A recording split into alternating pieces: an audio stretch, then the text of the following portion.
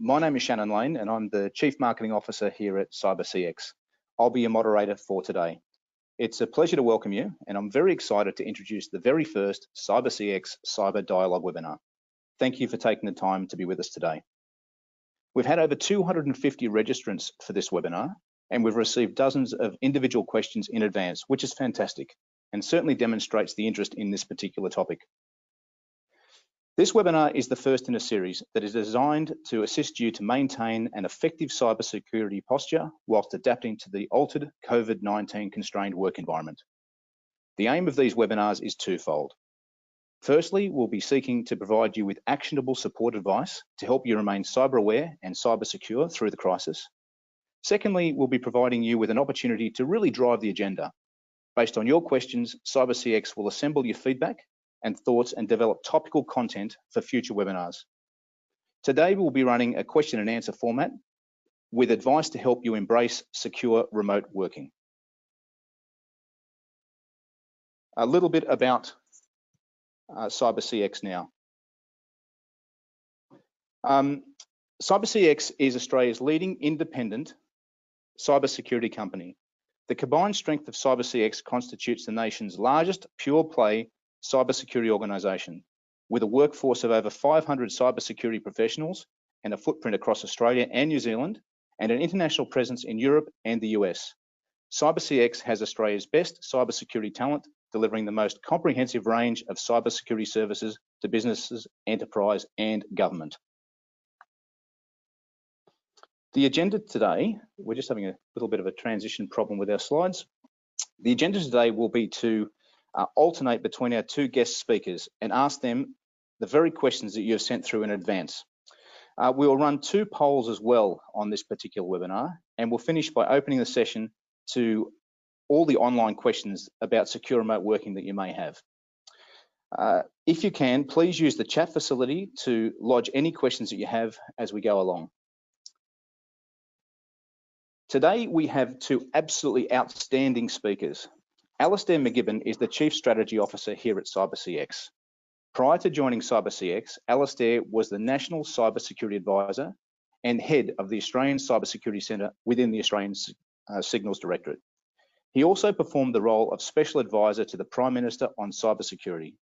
He has a private sector and government background and has served as the government's e-Safety Commissioner. Alastair also helped establish the Australian Federal Police's High-Tech Crime Centre during his long stint with the AFP, and also previously worked at eBay as its Senior Director of Trust, Safety and Customer Support. He's also been the CEO of information security certification not-for-profit, Crest Australia. Mark Hofman is the Chief Technology Officer at Shearwater Solutions and has over 25 years of experience in ICT security.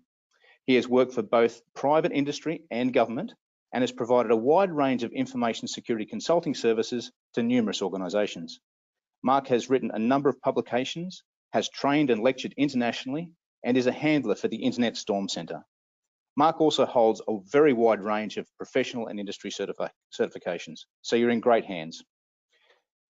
Alastair, I might kick off proceedings and ask you to provide your views on the first question that's come through. What are some of the security challenges people should be aware of when managing a work from home workforce? Thanks, Shannon, and thanks everyone today for putting some time aside to work with us at CyberCX.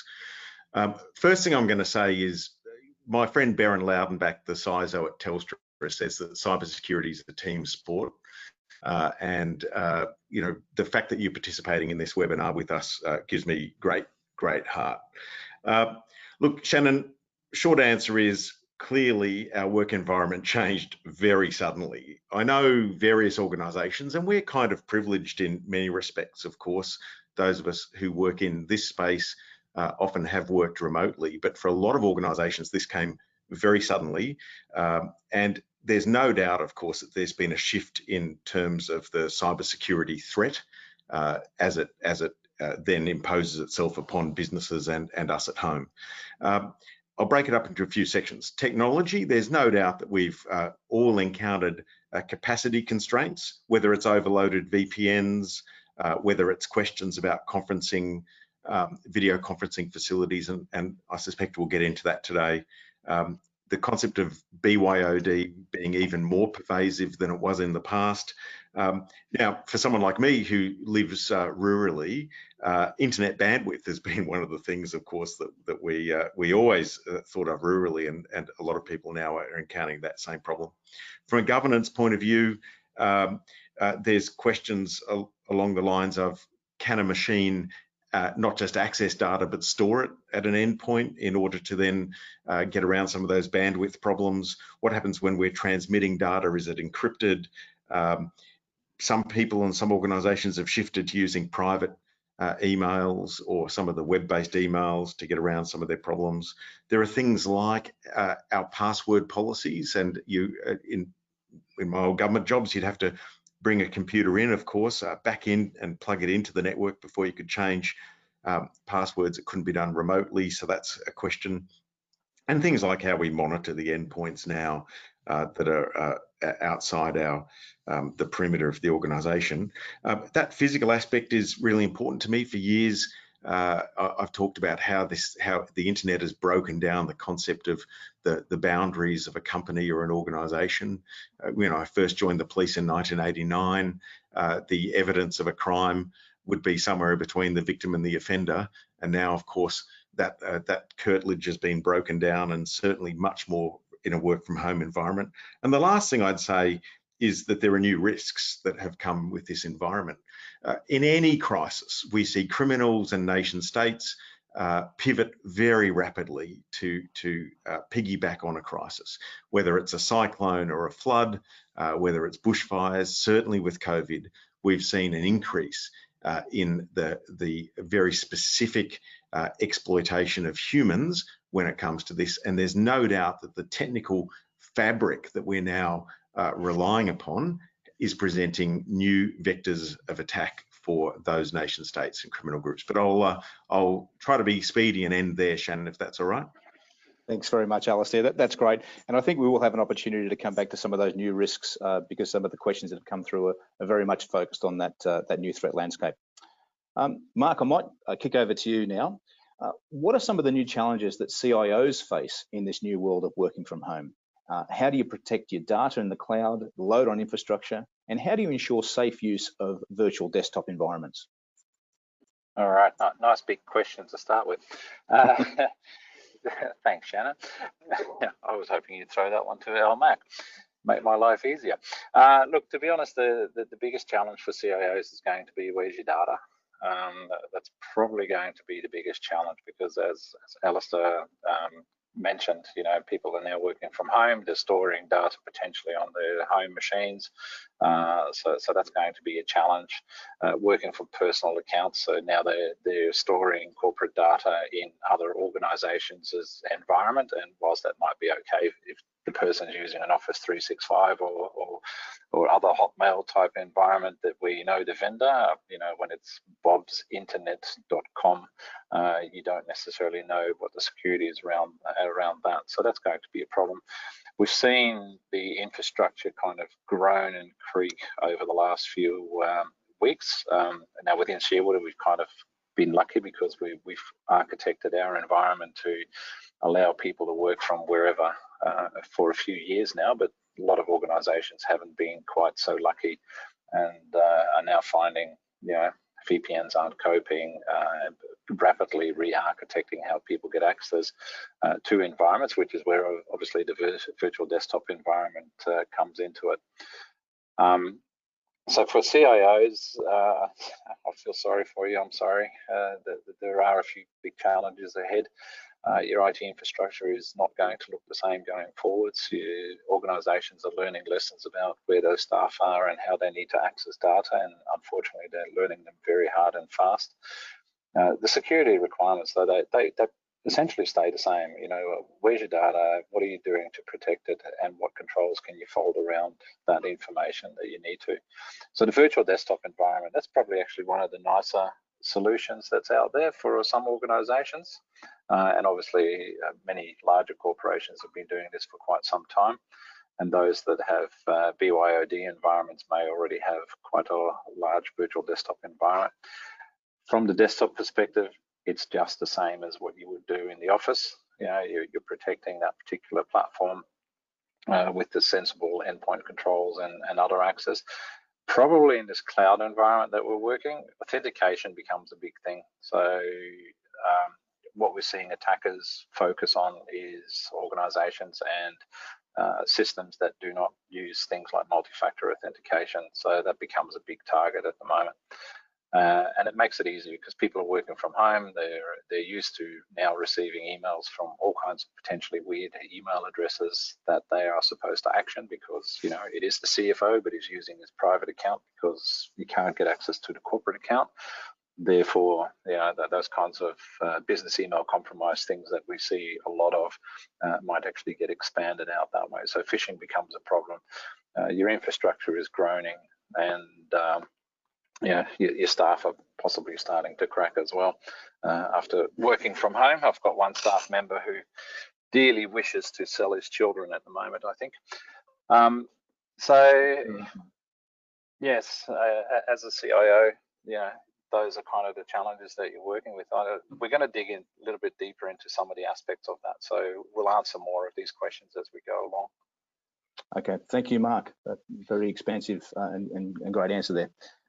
We've talked a little bit about, you know, where data is and what have you. And the next question really talks about the fact that many firms have offshored data processing and their teams. And many of these are now working from scattered locations. A question for you, Alastair: how can Aussie and New Zealand firms ensure the security of their client data? And what role should data sovereignty play in selecting cloud providers? Thanks, Shannon. Look, the concept of sovereignty is a difficult one. Let me just firstly say I'm a fan of the cloud. I know we're going to talk more about it. It's clearly great from the ability to have disaster recovery and the elasticity and the like. It poses problems for us. And if I put my former government hat on, I'd say to you that one of the key questions, I'd always say to the political class, where your data is stored doesn't necessarily make it more secure, but the question of where the rule of law applies actually is more important. So data that's stored in Australia obviously comes under Australian law. Australian law enforcement agencies, of course, under warrant can gain access to data centres and the like. Cloud providers and using the cloud where data might be stored in other jurisdictions exposes us to the law enforcement and intelligence agencies of those countries. That's not always a bad thing, of course. There are a range of countries that are very supportive and aligned with Australia, and there are a range of countries that aren't. So you need to be very careful about where your cloud loads go. The Australian Signals Directorate, my old organisation, and the Australian Cybersecurity Centre, which operates within it, then certified certain cloud providers to be able to hold Australian government loads. And one of the key questions was that of jurisdiction, just to reduce the likelihood of someone lawfully being able to enter. It doesn't stop a hacker from entering, of course, but it reduces one of the vectors of risk. And that's really what cybersecurity is all about.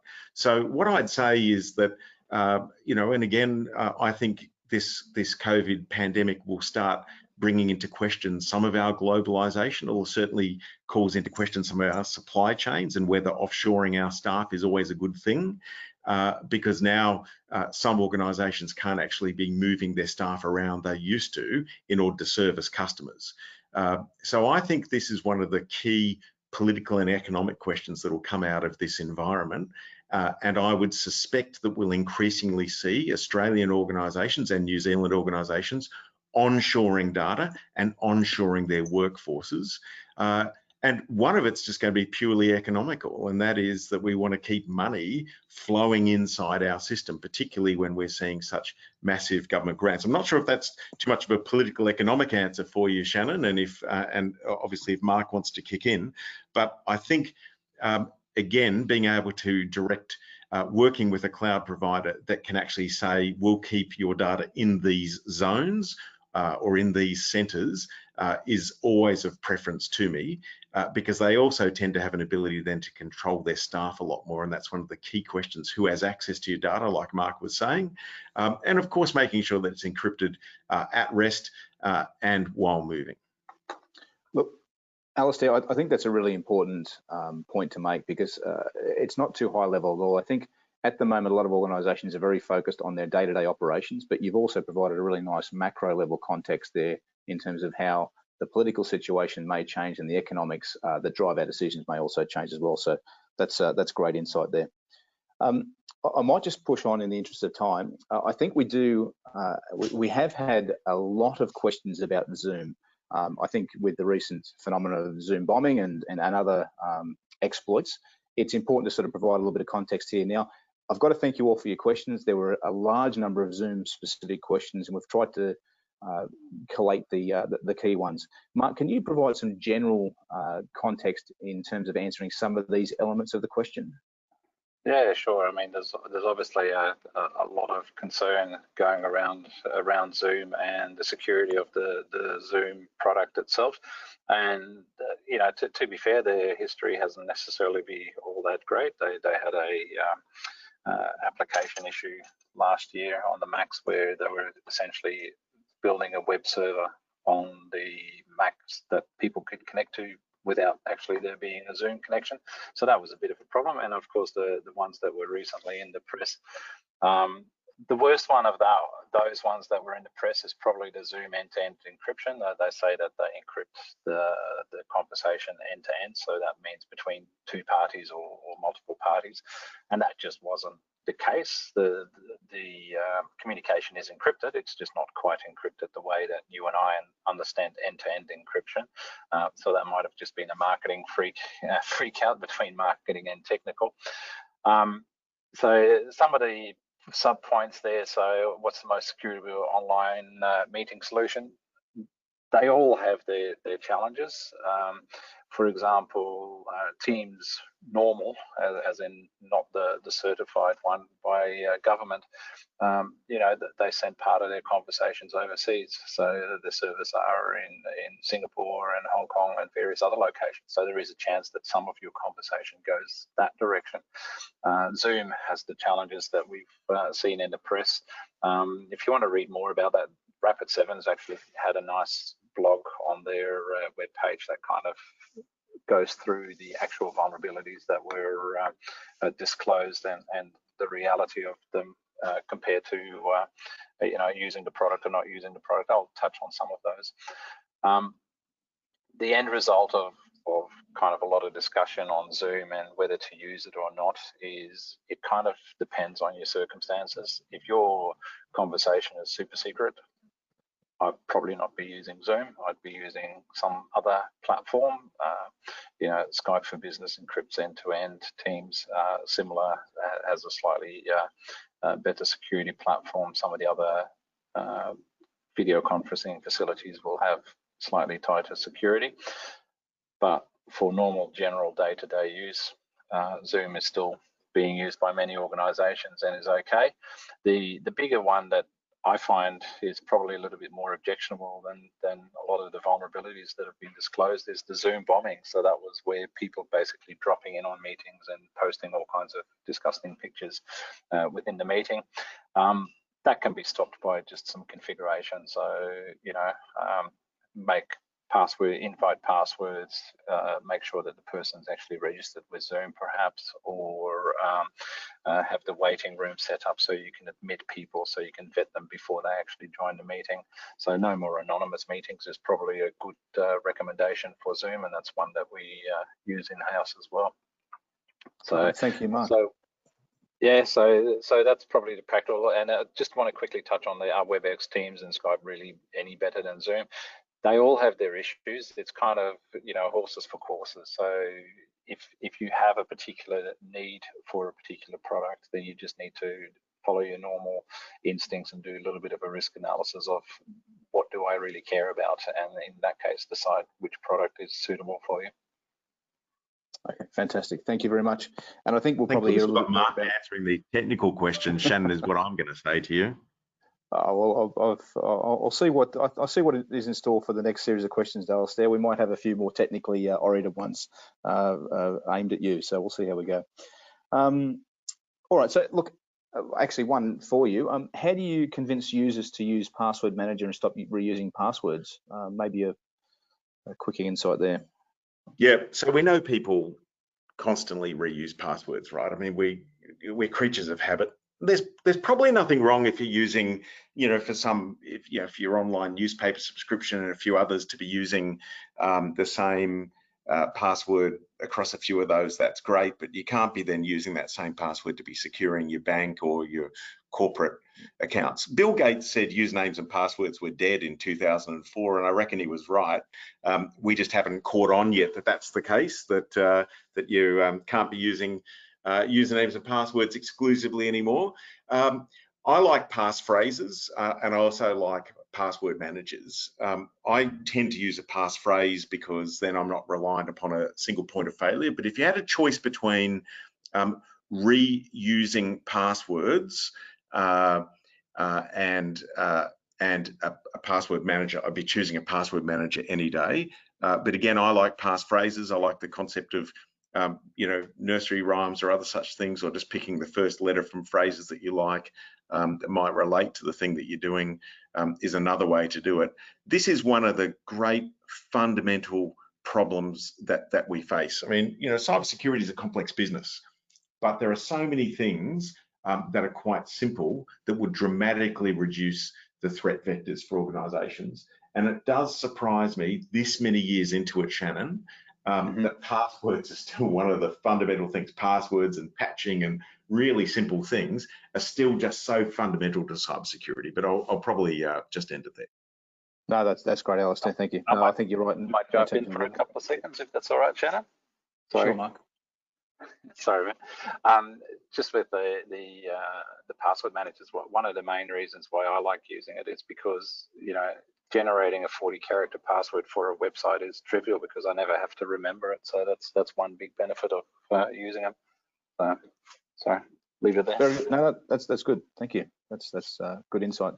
I guess there's probably a couple of questions also that relate to SaaS collaboration apps, whatever they happen to be. There's a comment, I'll take this more as a comment, but our VPN servers are overwhelmed, backhauling traffic isn't viable. How can we ensure that these applications that are remotely accessible aren't open to exfiltration concerns? And maybe sort of some high-level comments there, Mark. Yeah, so this is an interesting one as well. So as it mentions, a lot of organizations are getting staff to connect to their VPN solution and then basically pivoting back out of the organization to the various cloud environments and cloud solutions or SaaS solutions that the organization might be using. And that's what's causing the challenge. Most of the time, there's no real reason why they couldn't necessarily go direct to those cloud services other than obviously that exfiltration concerns.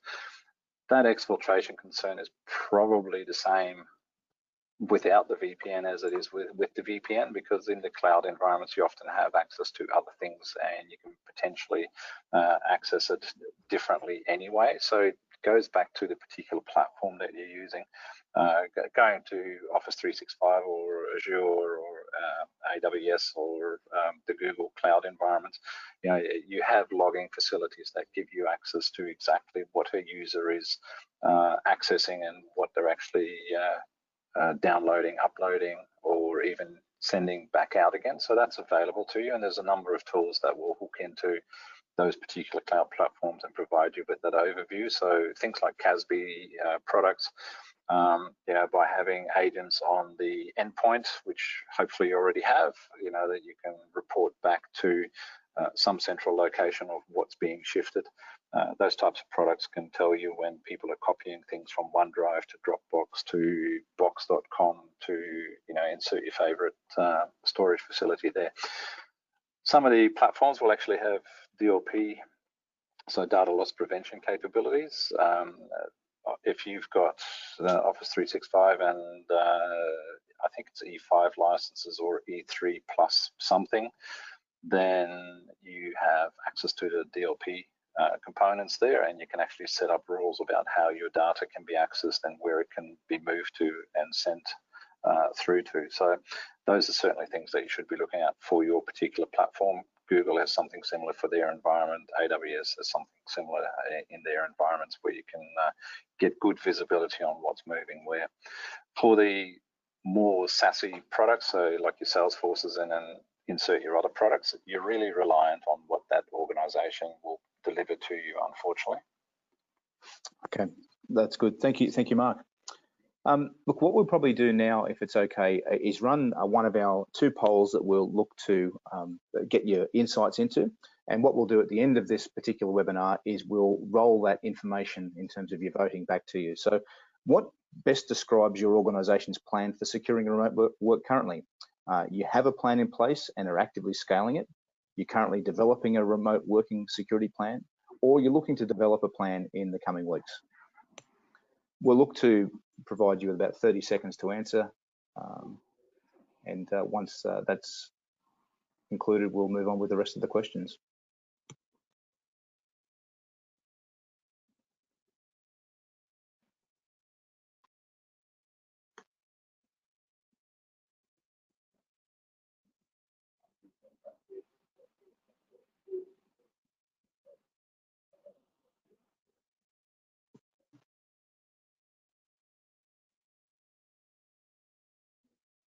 Okay, fantastic. Thanks for your contributions. Alastair, what do you see as the highest security risk with people working from home? And Shannon, I had to find the my biggest risk then was not being able to find my unmute button. I'm actually going to be cheeky and give 2 things, if that's all right. One is phishing, of course. We've already talked about it. We can't talk about it enough. The reality is people are now working in sometimes quite I'm always distracted in the office, but you can be in an even more distracted environment when you're at home. You're multitasking, you might be cooking, cleaning, looking after kids, and doing your emails. The way criminals, whether they're nation states or garden gnome criminals, use phishing is it's just designed to get us to undertake an action that we wouldn't ordinarily do. You usually know in the cold hard light of day that it wasn't the right thing to click on to download something or to enter some details, but they rely upon the fact that you know, they're good enough to get through. And I suspect in this environment, given our distraction and our multitasking, that phishing is going to be the biggest problem, and phishing is the first step often for a whole range of other activities. The other thing I'd say, just to be cheeky, is and give you 2 answers, is the physical security aspect. So we're now taking a range of office devices, depending on your organisation. It hasn't been common for a lot to be using IT outside of their business. How do we secure documents? How do we secure the pieces of IT? Are these devices encrypted when they're turned off, so that if they're lost or stolen, then largely they're a brick and not useful to a criminal? A whole range of things that we've got to think about from a physical security point of view, and then cheekily add a third, and that's the OH&S aspects as well, which I think it's a security in the sense, security risk in the sense of business survivability if we don't look after our staff. So again, I'd just be saying phishing and the physical security of devices at home. Very good, very good. And I think the physical side of things is often the area that is neglected in a lot of cybersecurity conversations. So it's great that you've focused on that specifically. Mark, how can you effectively address availability and integrity challenges in remote working, especially in the age of IT and IS-based supported operations? Maybe a bit of a conversation about data, churn, applications and storage, and how you manage processing and transmission there. Yeah, so it goes back to where's your data at and how are you protecting it. So a lot of organizations, what we're finding at the moment is they weren't set up for a vastly remote workforce, so where things are stored is challenging, and I mentioned that we've kind of been setting up for a few years now to work mostly remotely, so all our data storage is geared towards that. You know, where we put our data is still a central location. There's nothing on endpoint endpoints, it goes to one location where we can control it. Not all organizations have had that luxury, so that would be one area. That also goes towards your resilience and your integrity, right? Because working on multiple documents in multiple locations and then emailing them backwards and forwards can result in errors. The applications, people finding that applications that they had access to are obviously now no longer available to them. So getting access back to those ones has been a big challenge for them. Again, the remote platforms or the virtual desktops have certainly helped organizations in that, but I would kind of caution against rapidly rolling these out in the space of a couple of days.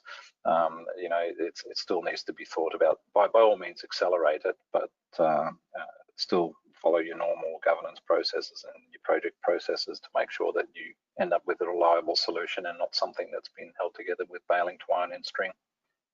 Okay, no, that's great. So again, the key thing there is the planning, designing, building and running phases to make sure you're getting a good outcome. Okay, good insight. Alastair, I love this question. Is there a perception that if people are on a VPN, then they're automatically or that everything is secure? Yeah, look, I think there is. I even see some what I almost call deceptive ads on television that claim if you use a VPN, then you're protected against a whole range of badness. Look, there's no doubt VPNs have a place and they can assist. But for people to think that a VPN alone is a solution to cybersecurity threats, clearly don't understand the really broad nature of those vectors. So, of course, VPNs play a handy role, and I suspect most of the people on this call would know that it's just one of very many things that we need to be using. Having said that, I'd be encouraging people to using VPNs, of course, so I'm not against them. Not all VPNs are the same. And, frankly, I have a view that you get what you pay for. So if you're using a free VPN, Mark might disagree, and feel free to step in, Mark, that you might be getting the equivalent of a free service. I like usually paying for the things I use and then being able to be more demanding as a customer. Well, when it's free, you are the customer, right?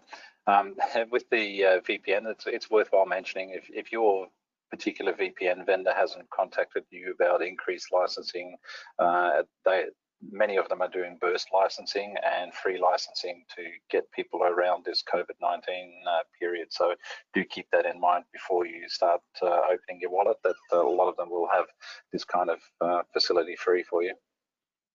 Okay, thank you, Mark. Good advice there. Now, again, another good question, cloud-based versus on-premises servers, I should say. Good question here. If you're looking to renew your on-premise licensing and servers, are you better off using this opportunity to move everything to the cloud? Does this increase the level of security with remote working? And what's that role with that potential move in terms of accessing your information, Mark? Wow, awesome. Look, if this was already in your plan, but by all means, continue down that path. I wouldn't necessarily throw everything that you have on premises away and move it through. If you're working quite happily remotely, then there's probably no reason to move that. But like anything, when you're transforming from one piece of technology to another, just really have a look at why you're doing it.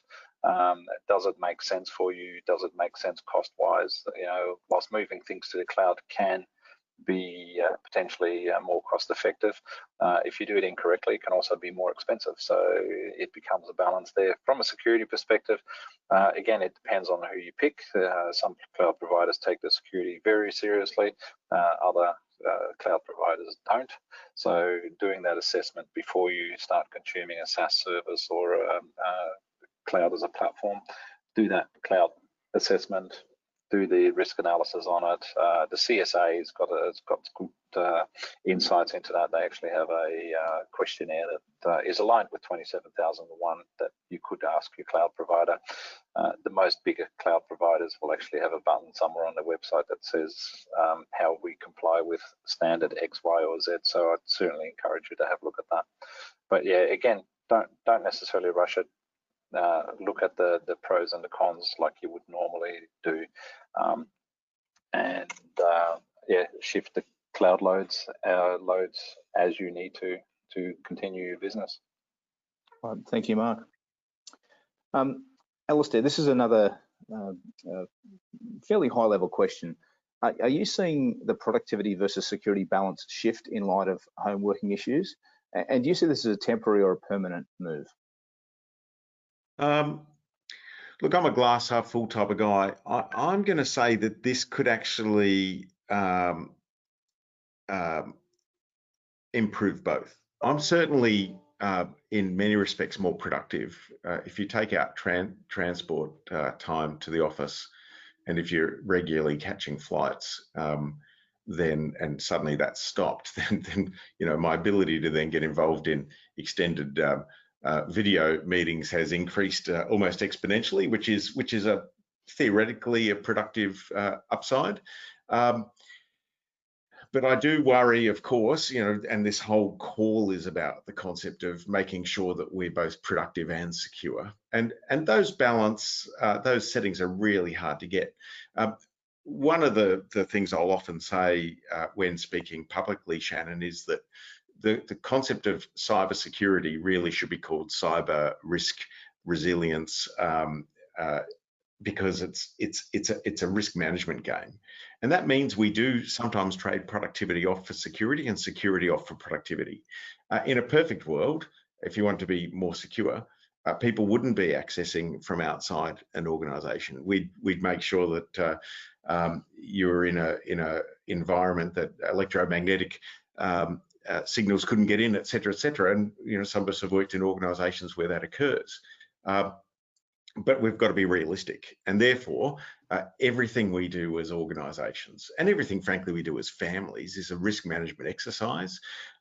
All I would urge boards and C-level folks to think about in this environment is that it's not just about using the latest SaaS product for productivity. You do need to ask the question about, you know, like Mark was saying, you know, what standards are in place here? Where is the data? Who else has access to it? And all of those other aspects. If we get those things right, then we can actually be both more productive and learn from this, you know, quite tragic circumstance of COVID to change the way we do businesses in the longer term. My last bit is, will this be permanent or is it temporary? I'd say to you it's probably halfway in between. Certainly, many people have realised for the first time that they can get jobs done remotely that they didn't think. Now, again, I'm going to say that that's a privileged section of society. If you're working in a factory or in any of these other frontline jobs, you're out doing that still today in what is a much more risky environment in terms of transmission. Those of us who work in white collar positions where you can work remotely, I suspect those workplaces will change. And there have been some very innovative ways that people have been trying to keep teams together and that camaraderie of teams while recognizing that we're quite remote and socially distant. So again, this is about risk management, which means it's about productivity and security dial setting as an organization. And you need to think about that in terms of what's going to be the harm to you as an organization if something goes wrong, what's going to be the harm to your customers if things go wrong, and what use might your organization be to a criminal or a nation state, whereas you might not see a problem, you could be giving them a leg up in some way. So we've got to look at it through different prisms. No, very good. No, that's really good insight yet again. Look, we might, in the interest of time, we do have a fair few questions to get through. So what I might get the speakers to do is sort of switch a little bit and maybe adopt a bit of a rapid fire response so we can try and get through all the questions we have and maybe answer some of the ones that are coming through online. So Mark, how do you manage unpatched user home routers and equipment when the user is not that tech savvy? All right, there's two ways to do it: is teach them or have an IT area that accepts that they're going to have to fix home routers and things like that. If I quickly go back a few years ago, BYOD, we've had one customer who decided that they would support home routers, and those guys are not having any problems today. So okay, either teach them or set up the support so your IT can take care of it. Okay, brilliant. Thank you. Good answer. We're now on to our second poll. How worried are your executives about cyber attacks? After transitioning employees to remote work? Are they extremely worried, somewhat worried, or not at all worried? And again, we'll probably allow this to be open for about 30 seconds. If you can provide your perspectives, we'll feed that back to you at the end of this webinar.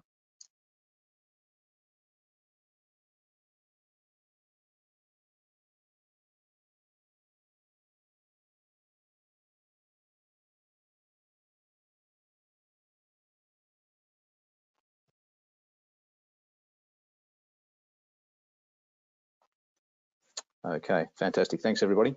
Alastair, how do you deal with security of private information when multiple users on a person's home computer have administrator access, although they have different profiles? If you've got kids, you may feel this particular problem very keenly at the moment.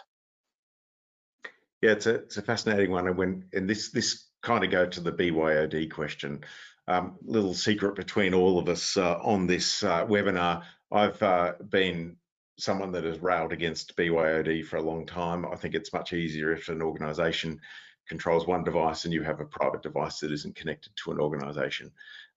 It's clearly a battle I lost many years ago. Yes, look, one of the key problems comes down to most accounts having administrator privileges by default.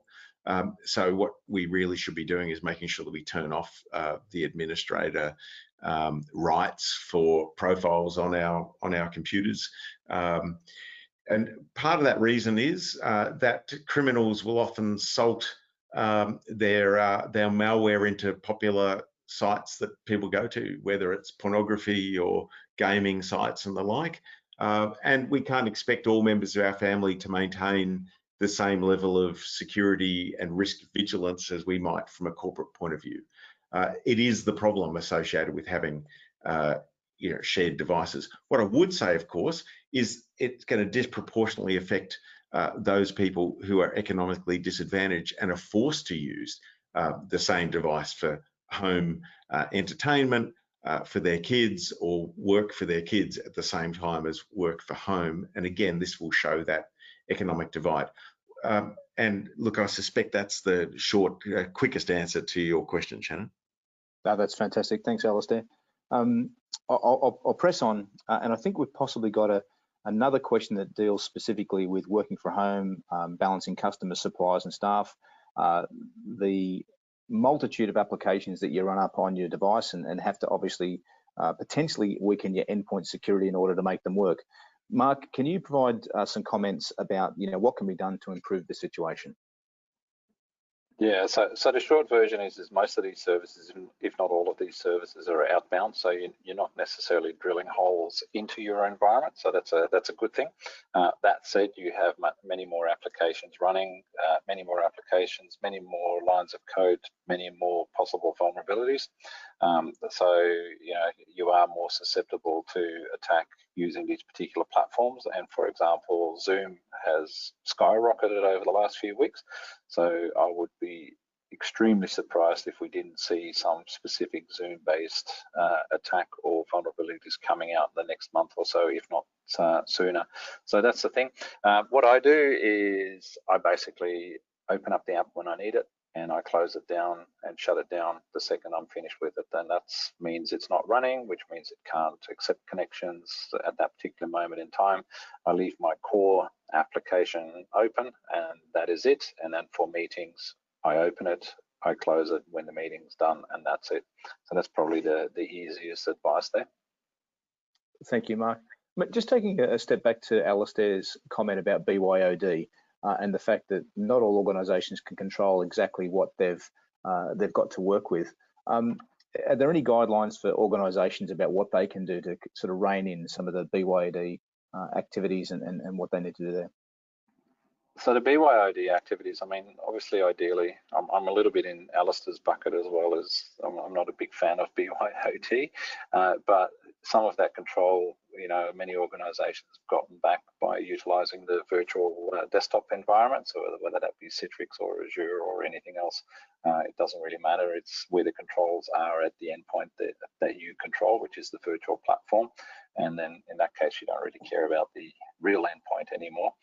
So that's one option. we are increasingly putting controls where the data is. So again, the endpoint becomes a little bit less important in that. When you have to authenticate before you are actually given access to the data, then what you do on the endpoint becomes a little bit less important.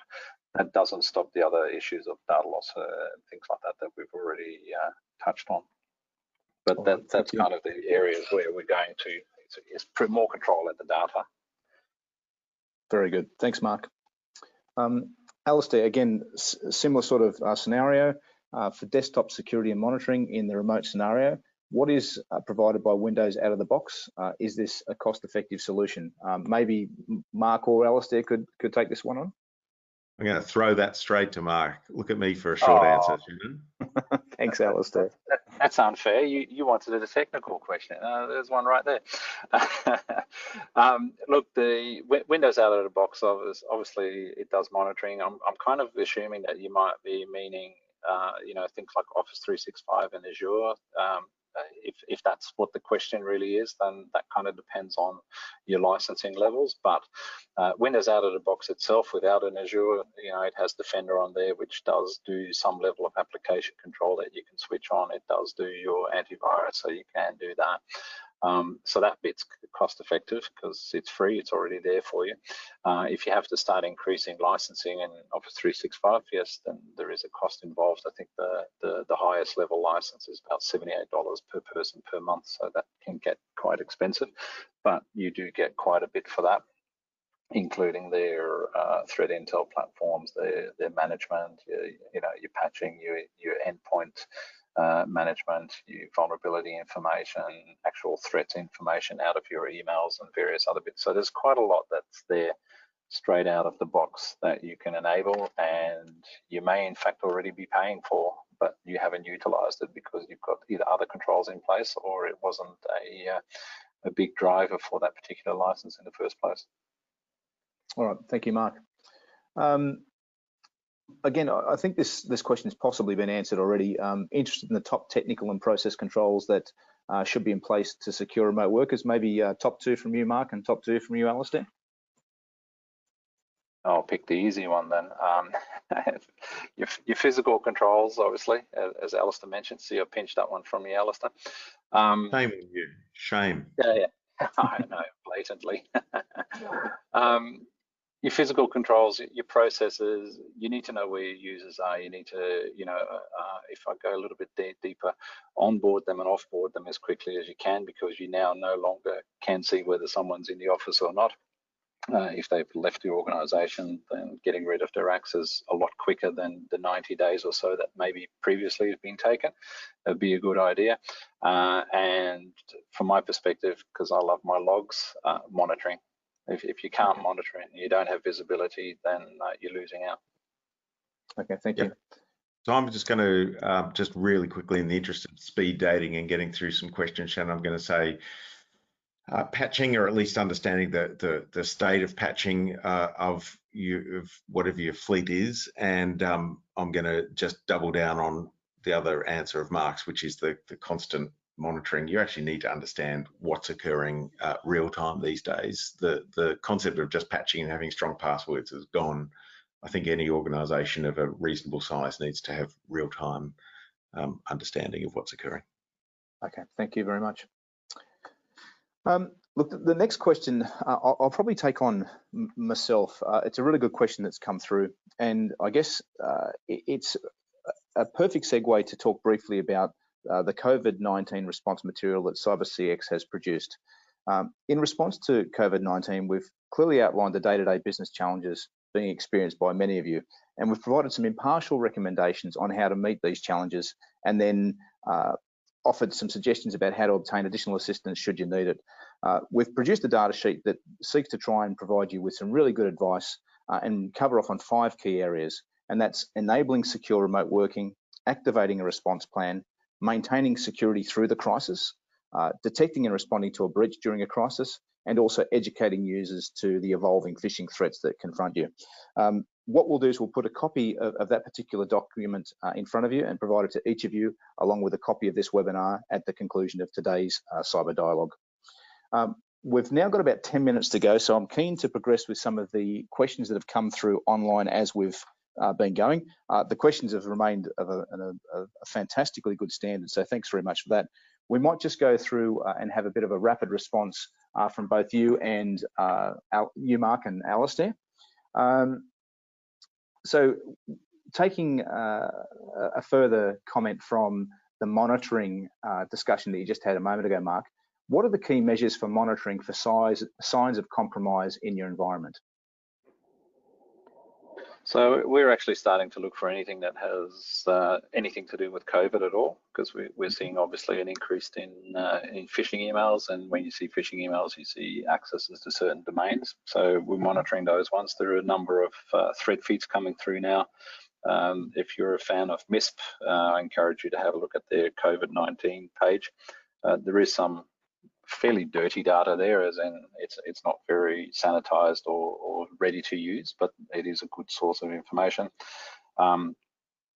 That's probably the main thing that people are monitoring. And then of course, you know, weird accesses. So if you know that all your staff is in Australia because of the various lockdowns, if you're seeing logins from overseas, then you might want to investigate them a bit further. Okay, fantastic.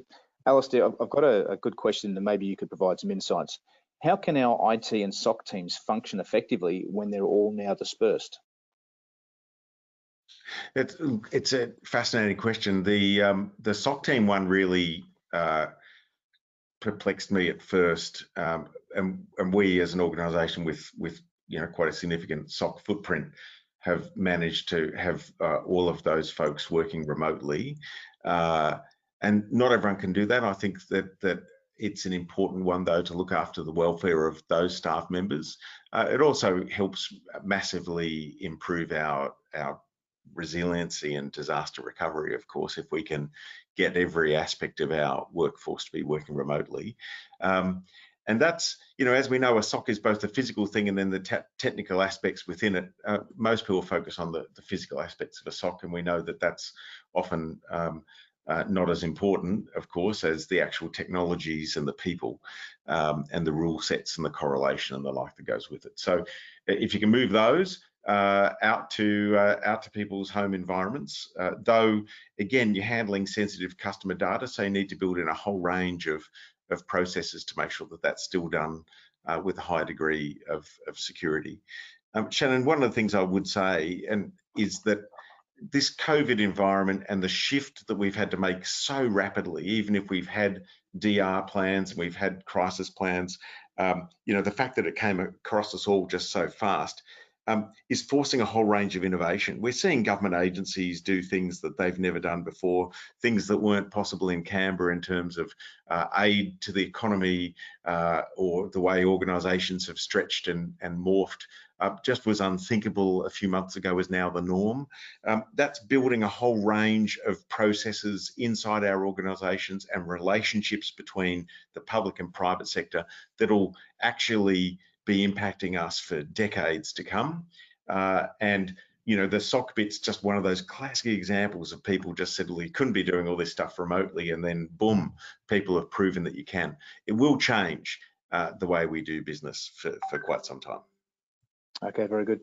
Mark, I might get your perspective on this as well. Given that you run SOC teams and have run them in the past, how do you manage with that dispersed environment? So we're kind of lucky because we tend to, out of our particular SOC, manage most environments on customer premises. So the customer might be shut down, but we can still, you know, securely access their environments that we need to monitor, and the same thing with our system. So we kind of always architected again for that remote delivery of services, and other organisations are rapidly shifting to that kind of platform as well. There is not a lot that a SOC does, with the exception of particular government requirements for certain types of levels of security that potentially can't be delivered remotely, to be honest. The hardest will be collecting physical hard drives in a forensic investigation, but you know, that's probably the hardest one to solve. Okay, look, the questions have actually come in thick and fast after this particular question has been raised. Another one that's been put forward is it said that seaman monitoring only accounts for less than 3% of alerts that led to an identified compromise. This is further compounded now as not all endpoints are part of a SIEM SOC coverage. What is your experience?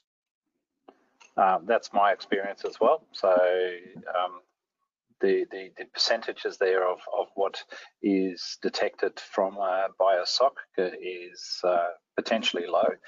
But it depends on the quality of the information. So, for example, I know that the members of the group that provide SOC services, we have various mechanisms to make sure that interesting things drift to the top and threat hunting activities occur.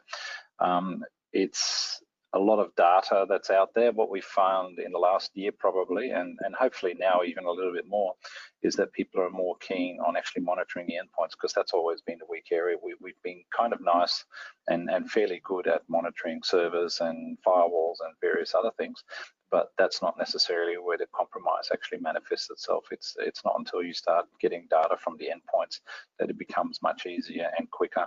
And I know that 3% sounds low, but it does mean that your dwell time comes down from 400 days to something like 200 days to something like 100 days to maybe a month, and we've detected events within days of them actually getting into a particular network. So dwell times are coming down. People are improving the systems, people are improving their monitoring, and more data, more relevant data, I should say, is always going to be good. Okay, yeah, fantastic. And just following up on that, Mark's right. The sort of average dwell time or the ability for an offender to be inside networks before they're discovered is getting lower. One of the issues of SOCs and SIEMs is the pricing of data and the number of calls, and you see organisations sometimes, cutting out parts of their fleet in order to try to save money, and that leads to lack of visibility. A lot of this comes down to how things are correlated, of course, what the rule sets are. Again, I think we're shifting more and more to an environment where we'll expect pretty much everything to be as a service in terms of, again, not just sort of the classic SOC. So in terms of how providers of security are priced and deliver services, but I think we will see an increased reliance upon that correlation of events between devices, whether they're servers and endpoints and the like. So I think that's the shift in the market. So I'm not cynical at all about the role SOCs will play. I think they'll only become more important as time goes by. Again, whether they're traditional SOCs, Mark, or the sort of slightly hybrid version of them, the concept of people overlooking and watching over events as they occur and looking for those anomalous, malicious behaviours will become increasingly important. Brilliant. Absolutely. All right. Look, thank you so much, Alastair and Mark. I think there's been some great insights there today, and certainly some illuminating commentary. We certainly hope that the information that we've shared with you today will help you stay secure through your remote working strategies. We'd like to thank you once again for attending today's session, and I'd like to remind you that we will be running another webinar next week, and this will focus on current COVID-19 threats and the threat landscape. This will outline the barrage of new and really sneaky COVID-19 scams and threats that we're seeing in the wild. We'll again feature Alastair MacGibbon, so thank you, Alastair, for agreeing to participate in next week's webinar. And we'll also introduce Nick Klein, who will bring in a digital forensics and incident response lens to the discussion. The webinar, as you can see on the screen, is scheduled for Thursday, the 16th of April at 11 a.m. And we'll look to kick that off fairly soon. I might just quickly flick to our poll results, if that's okay, to give you some insights back. You're very good in providing your votes, and we'll share those with you in a moment. So, what best describes your organisation's plan for secure remote working? 68% have a plan in place and are actively scaling it, which is great. 23% look like they're currently developing the remote plan, so remote working plan. So a little bit of work to do there. And again, 8% are looking to develop a plan in the coming weeks. So good intel. We might finalise this result and get that back to you as well over the next couple of weeks. And the second poll result How worried are your executives about cyber attacks after transitioning employees to remote work? 14% extremely worried, 74% somewhat worried, and 13% not at all worried. I'd definitely like to work in one of those companies. That sounds great. Again, please help us to create better Q&A webinars in the future. If you can, complete the survey at the end of this session and letting us know what you'd like to hear in terms of additional topics into the future, that would be fantastic. We'll certainly respond accordingly. As mentioned, everyone will receive a copy of the recording via email today, and we'll also be providing some additional content, and they'll be posted via links after this session in due course. If you can, I'd also encourage you to follow CyberCX on LinkedIn for any updates and event information that may be useful to you. Thank you again and have a great day.